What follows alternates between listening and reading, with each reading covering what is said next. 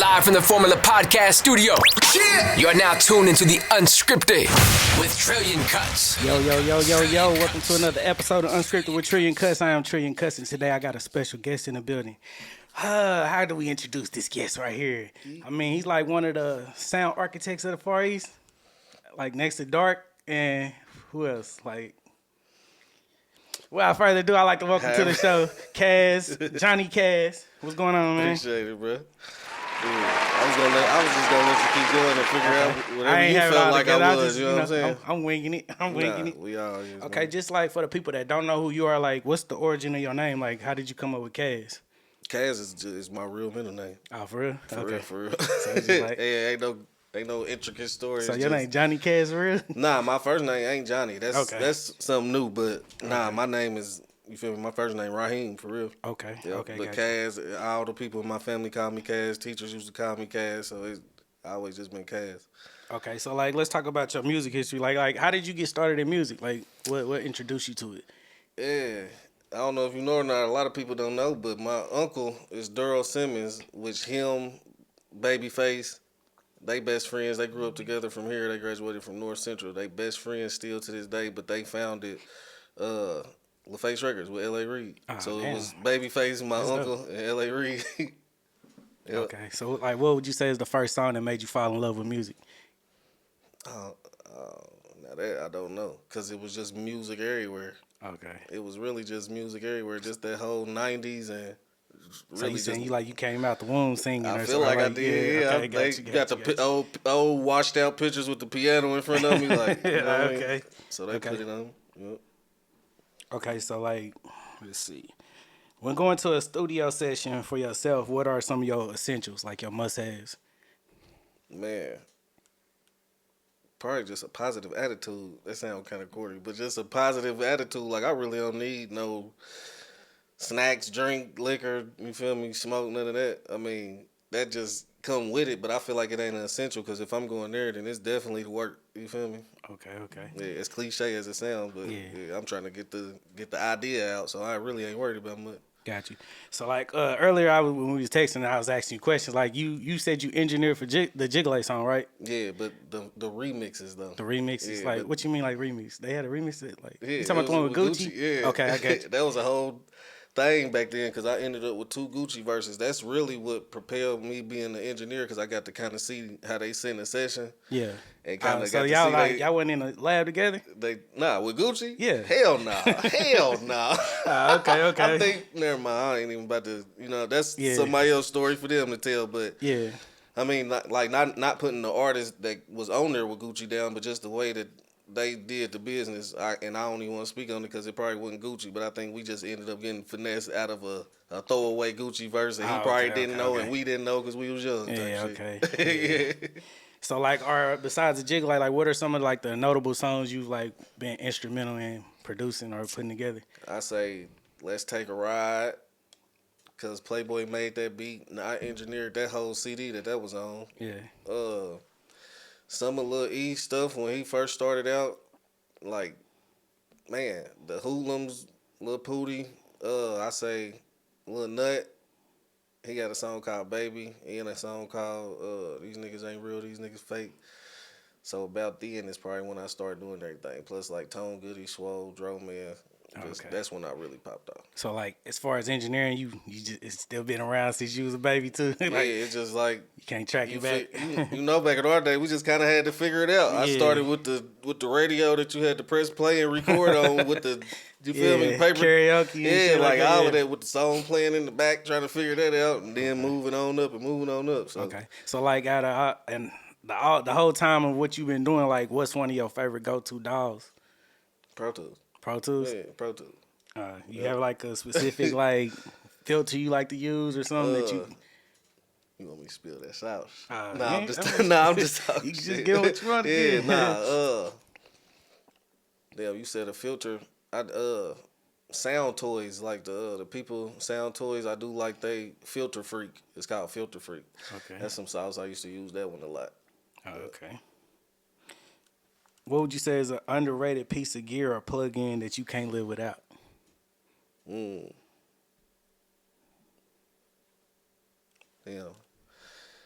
I damn near want to say auto-tune, not because it's auto-tune, though. I feel like a lot of people do use it, but I feel like for the people that don't use it, it's underrated for what they think it's for, because they just so against it. You feel me? So like break it Like down. somebody, I kind of answered your question backwards, but I feel like the people who don't like auto-tune underrated because it really helped do something else other than them. I think everybody just be focused on sounding like T-Pain.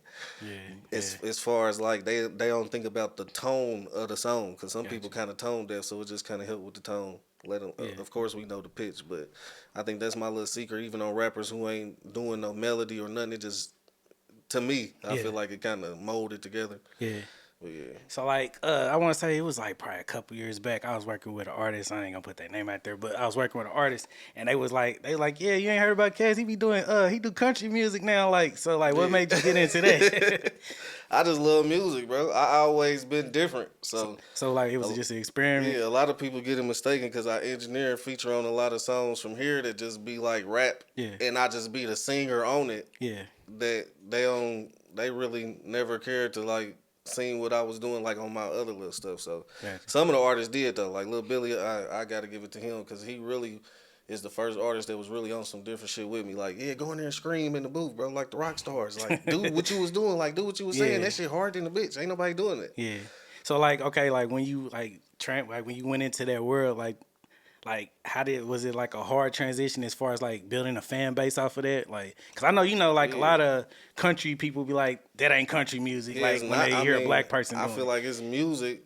It's just got a, maybe a country beat for the people who probably don't understand it. But really, you feel me? The way I was brought up, my daddy told me all of this shit come from the blues. So it's really, I feel like I do it my way. Like, as far as just like telling the story, picking the beat. Cause I make a country song to a dark beat. If you don't know, you know what I'm saying? So to me, I guess it's just the context of what I'm singing about that made people say I was doing country music now, because I was kind of just focused on telling that type of story in that way. Yeah. Okay, so like coming up, like who were some of your musical influence other than your uncle? Like as far as on the local scene? On the local scene? I mean, around our time. Or, I mean, you can say national too. I mean, okay. Because I was about to say, if we go local, I'm going to say, of course, Kilo G and them and Prinny Mo and Jimmy Mack, because they was on the radio. Yeah. All we wanted to do was be on the radio. And then when I got older, you feel me, Ready Rock, you feel me, them, they had their deal. And then, of course, Nappyville. Yeah. You know what I'm saying? So it was always about the radio. During our time, it wasn't too much of streams and internet, so. Okay. Locally that, but as far as nationally, like I always used to like Bone Thugs and Twista. I used to be on some other stuff back then, but just really all music, bro. Because I like Phil Collins too. So like, well, you used to perform and everything. Like with like performing, I know you still do perform, but like with performing and recording, like which one do you prefer and like why? Like if you had to like get rid of one and keep the other one, which one would you get rid of? I'd probably get rid of performing because, I mean, recording, you still get to get the music out. And that's what it's about, really. The music. All right, let's see. And like for like a young artist that's trying to get started in the game and starts doing their music thing, and they want to reach out to you to come engineer their track or something, how do they go about approaching it? Like, or is it a certain way they got to come? They got to be correct, like have they lyrics already written, or you cool with the punch-in artists? I don't really deal with a lot of punch-in artists because that just ain't where I came from. Like, I ain't even saying it like that because we do punch in. I punch in. When I make singing songs, I'm punching in. I just ain't punching in every like half bar. Now I was talking about like you know how the newer generation. Like I've worked at MRC studio before. And I seen some young niggas, they like literally one line. That's stop, what I'm saying. One line like, stop. And you gotta like, be quick on them buttons, pressing them buttons. I mean, I could do it though, because I done did it a couple times, but I don't prefer that. I usually try to not even knocking the way nobody record, but shit, I mean, since they young and we been in it for a little minute, I try to at least tell them, like, you feel me, like, why don't you do 4?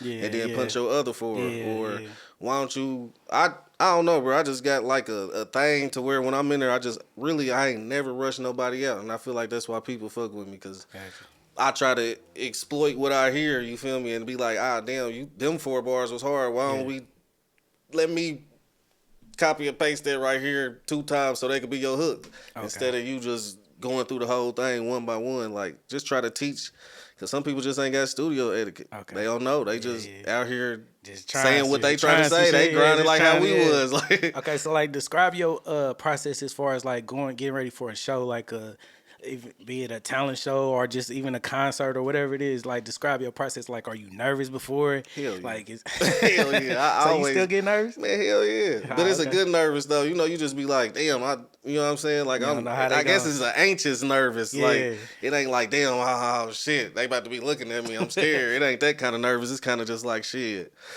I don't know. Like, something happened to your body. You know, you ready to kill it. You ready to, you ready to put your best foot forward. So. Okay, so can you describe one of your horror performance stories? I really ain't got no horror performance stories. I ain't so you already ready every time. Yeah, I mean, it wasn't nothing on my behalf. Like, nah. Like maybe a mic went out or something, or somebody threw something on the stage or something just went left field. You ain't got none? Hell no. No Back then, maybe some feedback, but yeah, I ain't had nothing crazy happen. Knock on wood. I ain't got nothing like that yet. Okay. Nah, but I ain't had no malfunctions or nothing. Okay, so like with the knowledge you got right now as far as like engineering and stuff like that, if you could redo any one project in your history, what would it be? Damn. Probably something from when I was a kid, or probably my first one or something, just because it was different. Like, I would want to hear me clearer, at least. But yeah, I would just want to hear that right, so I could hear how I was then, because it was just a different little hunger. Like, you hear your 11-year-old self like trying to figure it out. Yeah, I want to hear it better than what I can hear it now. Yeah, like I still got CDs. Like, it's crazy to hear that shit too. But yeah. Okay. So name 2 or 3 things you would like to see change in the Indianapolis music scene. Man, I would like to see the collaborations change. I would like to see a lot of the, you know what I'm saying, our street niggas fuck with other artists, kind of like the ones who might be trying to do pop music or like the backpackers. And stuff, like not even other rappers. Like, you know what I'm saying? I done heard some dope ass singers like a white girl or a white dude. We got a couple of white guys that is doing country rap. Like, I would like to hear us, cause like the A and everybody, I hate to bring up everybody else, but everybody else, they can kind of get on that national scale when it's time to get a feature thrown at you. You feel me? Like, how you gonna sound on this type of song instead of spinning? What you gonna say? But I got a question. So, like, how do you think that's possible? Like, well, right now, it be like, for instance, like if you trying to reach out to a local artist and you don't got no name, they gonna try to text you for a verse or a feature or something like that. So I wouldn't. That kind of make it. I guess I was thinking more so on the established artists. Okay, I got you. Yeah, because we was talking about the scene. I ain't go that deep into it, but as far as that, I mean, I've never charged nobody for a feature before either. So, yeah, I know you can't work with everybody, but yeah, I ain't never just hit nobody over the head like because they think that I'm something. You know what I'm saying? I'm still with it. Okay, so like with you know, it'd be a lot of local street politics that's involved in the music. Like, have it ever like stopped you from working with an artist that you want to work with? It ain't stopped me. I can see that it slowed me down though. Yeah, because I mean, it done been times where I mean, I had to go sit down for whatever reasons. You feel me? I moved to Alabama too before I actually got locked up. But yeah, you hear about shit that happened, but you know us, we grown as men. You feel me? It ain't my business. You know what I'm saying? So I can't even ask. I would feel weird asking somebody who I do say is my nigga because of the music side about that side of shit. Okay. So I try to stay my ass out. You feel me? It ain't my business. Respectfully though. Yeah. Okay. Sonically, on the industry level, is there somebody like any producer or engineer that you try to clone your sound after, or is it like you just still winging it? As far as my engineer sound, hell no. I guess I'm mixing everybody together. Because I watch everything from everybody. I take every note from every video, you feel me, and try to figure this shit out, bro. Without having the equipment that they got too. Because, you know what I'm saying? Use what you got to make it make sense. Man, I'm trying to tell you, I'm trying to make everything in the computer sound like they got outside of the computer. So okay. Now, it's about to be a little tricky. It ain't tricky. It's really a little curveball. Like, who would you put on your Mount Rushmore of producers in the city? Beat makers. Yeah, beat makers. Nah, I'm asking. Yeah, but you feel me? I mean, I am gonna be biased because I got to put Dark on my Mount Rushmore. But Don't say it just because he in the room. I'm not saying it just because just he here, but just because that's kind of like my sound. Like, you feel me? Like, you know how you had like Manny and Juvie, like respectfully, and it ain't got nothing to do with nobody else because I would love to work with the other people that are here, but also go back to what you were saying. I know I can't. I mean, we could probably barter, but you know what I'm saying? I can't get hit over the head $1,000 for a beat right now because we still living life and shit still going on. I got 6 kids, bro. 2 step kids. I got 8 kids. Oh man, you ain't even playing. You been going to work. Yeah, I don't make mine, but they are mine though. Yeah, is what I'm saying. Like, I got a real household, girl. You know what I'm saying? 5 kids in the house. Yeah, you know, like regular dude. But yeah, back to what you said. Dark definitely got to be on there. Man, Zero's so hard to me. Zero is fucking hard. I wish he you know what I'm saying? Yeah. Damn, man, who else? Because I really haven't worked with that many producers in the city as far as like getting beats, except for back in the day. That's what I was about to say. I gotta go Swiffy on the beat. I mean, he the only, but the people that I'm naming off, I actually know too, though. That's why I'm like trying to think about it because I don't really know nobody outside of Dark and Swiffy. Okay. Swiffy gave me. So you ain't never worked with you work with Nutty Buddy? I never got a beat from him. I worked with him though on some engineering and just kicking it like his shit cold too. Yeah, some funny shit. I really learned some shit from Nutty Buddy from back when he took over Sir Hart. I ain't gonna say took over, but he was at Sir Hart studio for a minute. He was Nutty Buddy, really the first one that I seen with the expensive shit. Yeah. Digital shit. Yeah. Yeah, I went to his studio when he had that studio off of 34th, or it was off of 30th Street. I went to a Nutty Buddy session when he was behind the fair. He probably gonna be like, damn, that was 2000. Yeah, but he was at Sir Horse too, and then I went to one where he was at his house or something. He didn't just always been like me. Wherever he go, he gonna have a studio. I ain't learned a lot from him, but I have learned some things from him. You feel me? Being in sessions and he'll be like talking and be like, yeah, this is what I use for this or this. You know what I'm saying? But I ain't been in like multiple heli set, probably just like 3 or 4. Yeah. So like, what would you say is like one of the best piece of games? You didn't finish on Mount Rushmore. You got one more. I got one more. Yeah. Damn. Man, I mean, I don't know. I mean, I know producers, but I'm just being honest. Like, we ain't worked together. So you just ain't so worked like with a lot I've been of people, knowing Fresh Dozen for years. That's my little homie, but I ain't never had a Fresh Dozen beat. Yeah, me and Playboy cool, but I ain't never had a Playboy beat for me. Okay. But I mean, I gotta end it with Playboy though. You right. I gotta end it with Playboy because all of my engineering that I done did, it done been a lot of Playboy beats. You feel me? So you worked at City Dome before? No, I went up there for a little bit when I came back from Alabama, but it ain't worked for me. Oh, okay. Yeah, it didn't work. And he said your go-to is Pro Tools. Like I've been hearing a lot of people talk about Logic. Like a lot of people been trying to get me off Pro Tools and get me on Logic, but I can't catch it. It ain't I can't catch it. It's just it ain't. Yeah, it's good for making beats. I guess if you ain't, I mean, I don't know, because Fruity Loops kill everything. It's easier, but I make beats in Logic. But I have heard one nigga in the city make Logic sound like tree sounds or some shit. Like that motherfucker Kali. Who, S. Kali? Yes. Yeah, he been using Logic for years, haven't he? Yeah, bro. He got a cheat code to a little bit of everything. His brother code on the beats too. You ever heard his beats? Yeah, he code on the beats. Mm-hmm. He code on the fucking camera work, graphic. Now that's one person who had taught me a lot of shit though. Yeah, I will say. So like, are you self-taught all the way through, or did you you didn't go to no school? Hell no, no school. Okay. Everything trial and error, figuring it out. Just being around people before that's YouTube. Doing it. Yeah. Just using my ears. Okay. Well, shit. Let's see what else we got in here. Oh, one of my followers, listeners, they asked me to ask the question like, what was it? She was like, well, you already kind of pretty much said it, but like, what was your like upbringing? Like, were you in a single parent home, and did that affect you as far as like who you became as a man? Hell yeah. Cause I remember some shit I shouldn't remember from when I was like 5, 6. You feel me? Like nothing too crazy, but you know, back in the day, Pops might put his hands on. I remember the whole splitting up of my mama and my daddy, basically, and everything that came after it. So, hell yeah, that shaped me as a man. Shit, because my mama wasn't playing.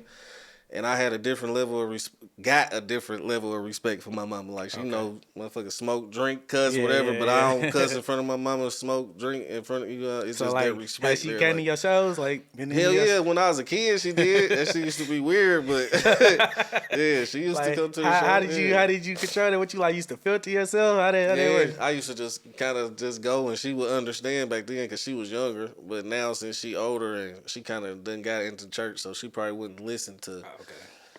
Some of my songs. She'll probably listen to the country pop type songs that I make, but just out of respect for her, I wouldn't come with her on some, you feel me? Real hoes get down on the floor. So like, okay, like I got one. Like I interviewed TGI Free. I don't know if you're familiar with him. Yeah, hell yeah. I interviewed him, and I noticed like even I've been out. And I noticed everywhere he perform, he always got his kids with him. They be there. They know the word for word and everything.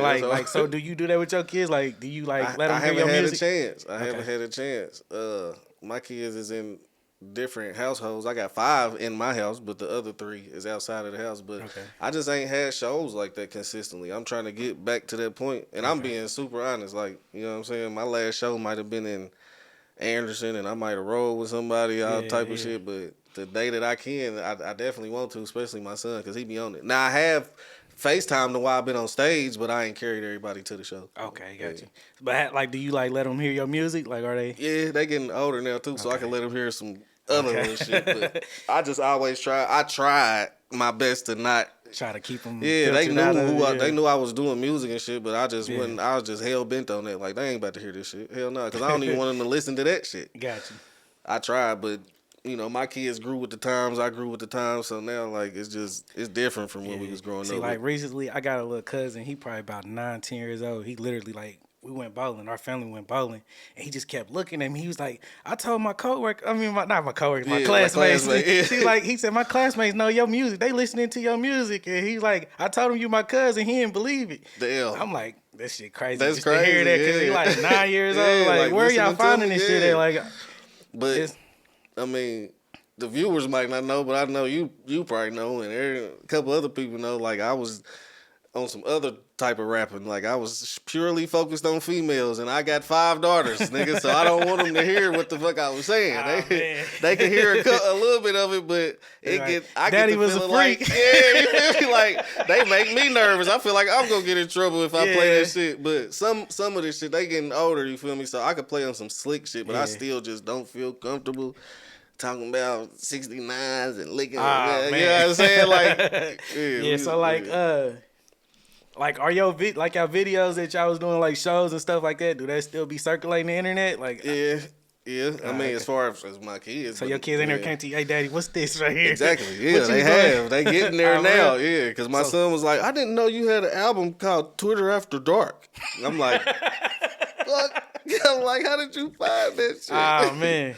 I'm like, oh, man, but man, it is what it is. Yeah, you ain't got no grandkids or nothing, do you? Nah, hell nah. Man, nah, so like, well, I mean, you know how you was. Well, clearly you was managed. Yeah, so, like, I definitely was. How do you handle your daughters dating? Are they at that age yet? Like, yeah, a couple of them are. I just keep it all the way honest with them, bro. Like, I don't kind of sugarcoat shit. Cause my mama kind of sugarcoated a lot of stuff. She was kind of just like, I mean, not sugarcoated. She just wasn't blunt. Like, she'd be like, nigga, yeah, you better strap up out of that. But she was really kind of just like strict on me and where I went and tried to be strict. So I had to be sneaky. And I didn't want to tell her nothing because she made me feel bad about everything. Like, niggas was getting in real trouble when I was growing up. It wasn't like the kids. Like, you know what I'm saying? Like, so it was kind of nervous talking to my mama. So I try to make it not like that for my kids. I try to tell them, just tell me whatever. You feel me? Like, I ain't your best friend, but I'm your best friend. You feel me? Like, don't be scared. So, like, you met any of the boyfriends? Like, hell yeah. Yep, I have. I know. I mean, when I was a kid, I know I done snuck in some windows and stuff. Man, bro, that's the part that I don't try to think about. But the best part about technology now, we got cameras that's outside. You can put them on your house, the Ring. You can see You know when somebody coming. But it don't matter, bro, because you know we made it work. How we made it do but whatever technology wasn't that as nigga want to do to get to that girl, and that girl want to do to get to him. It's gonna happen. You can't. Okay. Yeah, you ain't with your kids all the time. So okay, being like, well, going back into the music you used to make. Like, have you ever got like caught by one of the parents of the females that you was dealing with? Hell yeah, that wasn't shit. Yeah, we used to get cussed out and all kind of shit growing up. Like, what's one of your crazy stories? One of my crazy stories. One of your Twitter After Dark stories. Oh man, it ain't really Twitter After Dark crazy, but I just remember my sister catching me and telling on me, and then I had to. Man, I was probably like 17 too. I had a job working in White Castle on Pinnacle Pike. And my mama called me, and she was so mad. But she was telling me that she was gonna tell my girlfriend I was with at the time. But I was like, God damn, mama, like, wait, I got one of them mamas. She was trying to make me stump down, like, you feel me? She was trying to make me a man. You feel me? As best way as she could. We all know women can't make you a man, but she did her thing and was trying to teach me right. But I was scared though. I'm like, damn, she about to tell my girl I cheated on her. Yeah, I know. Like, so okay, back to your. with the music you used to make, like right now, are you like, for the females that's listening or watching, are you single? Like, are you engaged, married, anything going on? I ain't engaged or married, but I ain't single either though. Oh, okay. Yeah, me and one of so the you're in a mothers of relationship? my children. Yeah. Okay, got you. Yeah, we finally on year 3, so we still learning each other. You know what I'm saying? That's what's up. So how do you like? How was it a hard transition going from being a ladies' man to just a one lady man? Hell yeah. How did you do it? Like, you just cut everything cold turkey? Just the times. Everything kind of fell off when you know your priorities get different too when you get older. So you ain't even really chasing it like that. Yeah. So in between not chasing it like that and you just really try to grind and then you taking care of your kids and all of this shit going on, stressing about bills and shit, you really ain't even.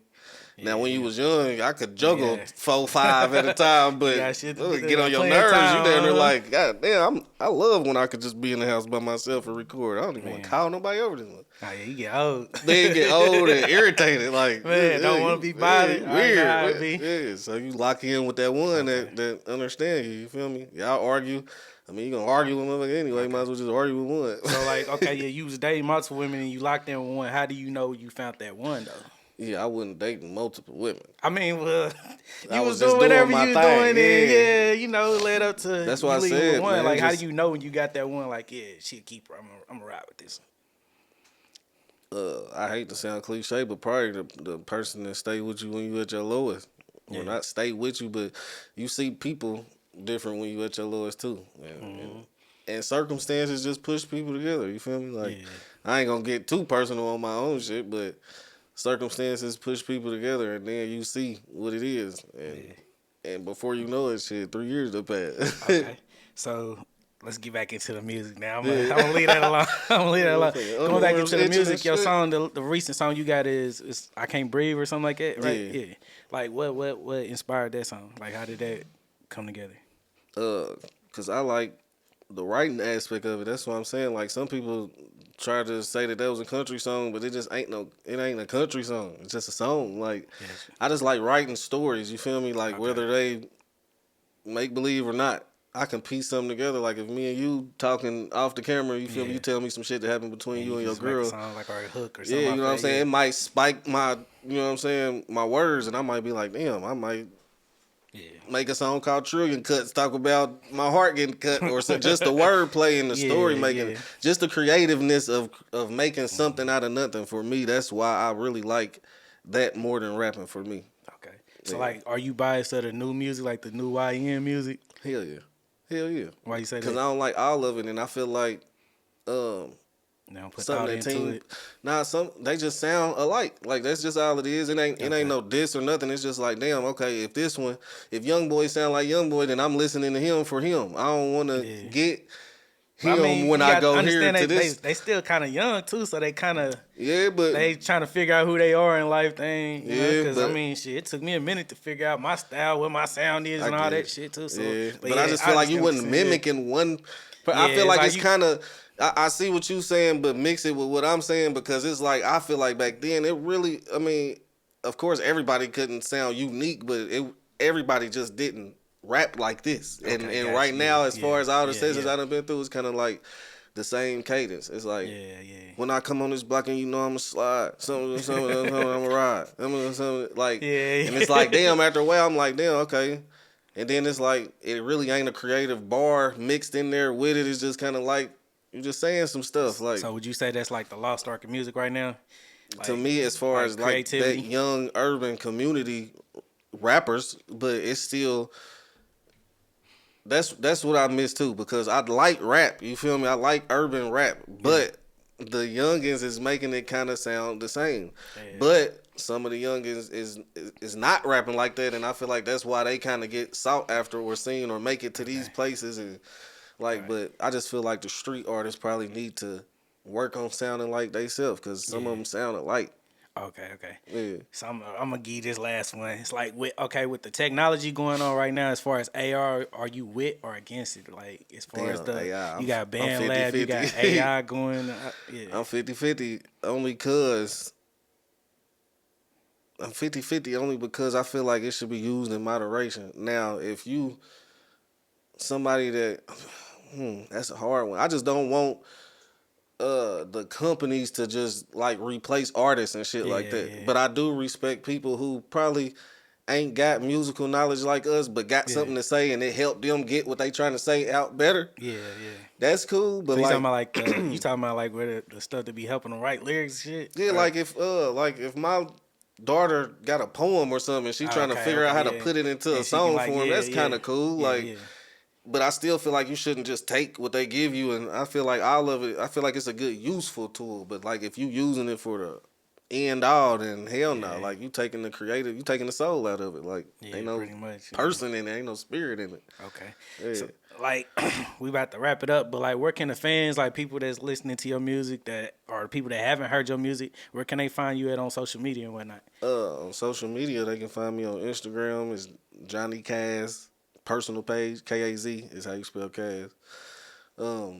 Facebook, Kaz Simmons, that's my name. And then pretty much Johnny Kaz everywhere, like wherever you find the music at. All right. My bad. All right. And last of all, if you could talk to the teenager version of you or younger version of you, what would you tell them? Boy, put a condom on. Shit. Nah, but just to not try to fit in. Like, not try to fit in. Don't worry about people thinking you different. Like, just be your different you. Well, you heard that. This has been another episode of Unscripted with Trillion Cuts. Johnny Kaz has been in the building. I got the first official podcast interview, right? I ain't never did a podcast before. Hey, y'all heard that? Look, I got the first one. Yeah. But yeah, this has been another episode of Unscripted, and we out. For sure.